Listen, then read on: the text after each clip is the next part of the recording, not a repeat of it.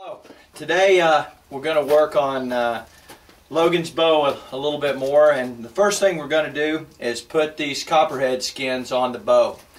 I took these copperhead skins, they're pretty small, both of them. This is a little more mature snake. It's got a little bit different color, but that's okay.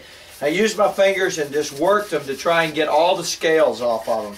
That's important. If you don't get the scales off before you go on the bow, then you can use some steel wool and just kind of rough them up and rub them with a rag and get the rest of them off. Personally, I prefer to try to get all the scales off before you put them on, as many as possible. And while these skins are easy to work with your fingers, I just start going down them, pushing at them, working those scales off. Once you get the most of them, the majority of them off, then you can work with them. Now, I did cut a V into these because I'm going to put them kind of in a diamond shape on the bow. I'm going to use Titebond 3. Titebond 2, the only drawback to Titebond 2 is it's not really waterproof. Titebond 3 is waterproof, but it dries faster. So if you're going to take time and you're going to need the time, you'd rather use Titebond 2. I'm going to do a true oil finish to this bow anyway, so that is going to negate the fact that it's not waterproof. I've got these kind of where I want them, I'm going to go ahead with Titebond 3. Now I'll lay these skins out. I'm going to put the tail on the end of the bow and put the head toward the front. It's okay, it's going to stick off. We're going to be sloppy with this glue. We'll take care of that with sandpaper later. We're just going to get it on there, get the skin down, get it centered where we want. We'll have some time to work out with my fingers any air bubbles that are there. Get the top one on, leave it alone to dry, and then we'll go to this one, being sure to match it up the same way. The tail end towards the end of the bow so that they look symmetrical, and the head end towards the top.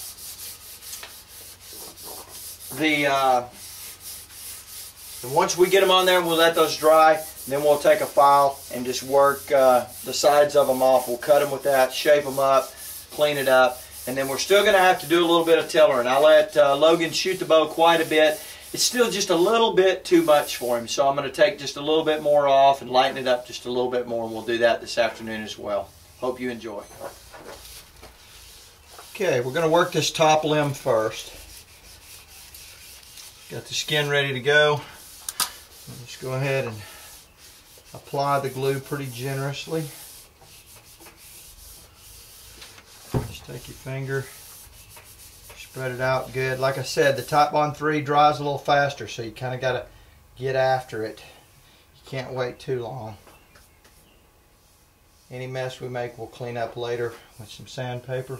Got a little too much on this end down here.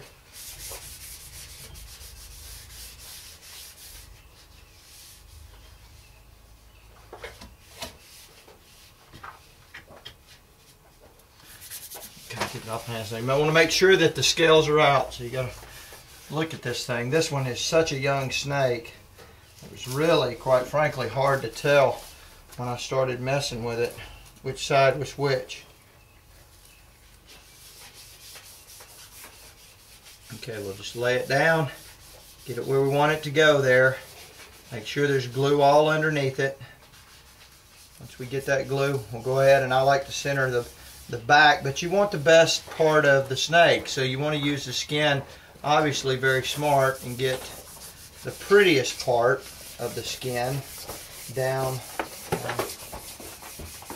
on the bow. So that's what we're looking at, and I keep cleaning my fingers up because I don't want glue on the back of it. Now we just want to get it stretched tight, all the air bubbles out.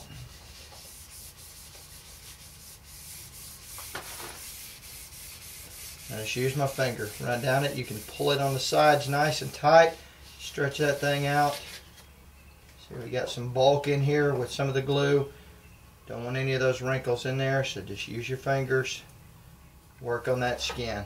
I can still see I didn't get all the scales. It's drying pretty quick with this Titebond 3, so got to kind of work at it, get those off. You see the scales probably flying off right now.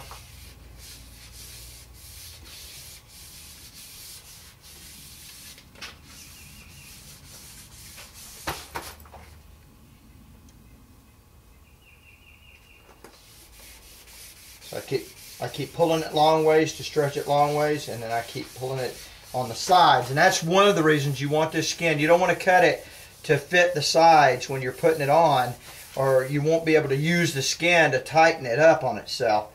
So see this, I can grab these sides because that was a little wrinkle in there, so you just grab these and pull it nice and tight.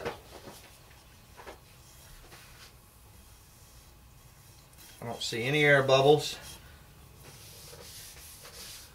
I want to make sure these corners down here, especially since we cut them off, have glue under them. I noticed, I'm going to get just a little bit. I noticed up here I got a spot that does not have any glue under the edge of it. So I want just a little bit more. I'd rather have too much and have to clean it up than it to be rising on me and not getting glued down good. There we go.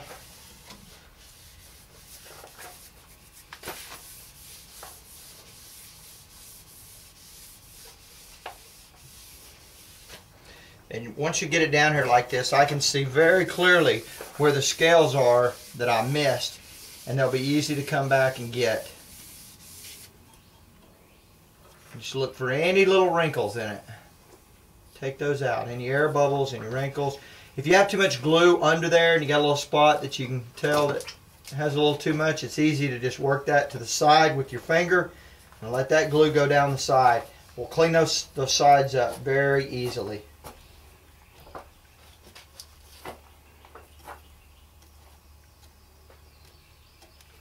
Oh yeah, so that's looking nice. I'm happy with that one.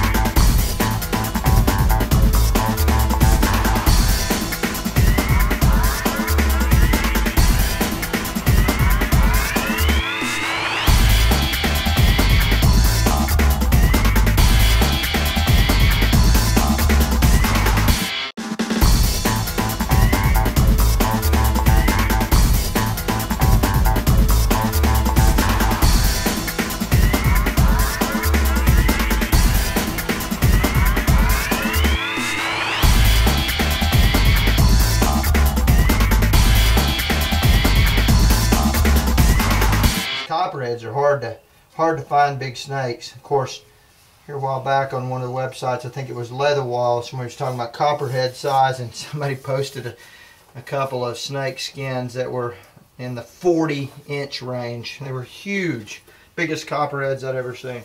All right, both those skins are on. They're looking good. We'll leave them alone to dry, and we'll come back to them here in half hour, 45 minutes. Logan's, this is his strength training program so that he's shooting well.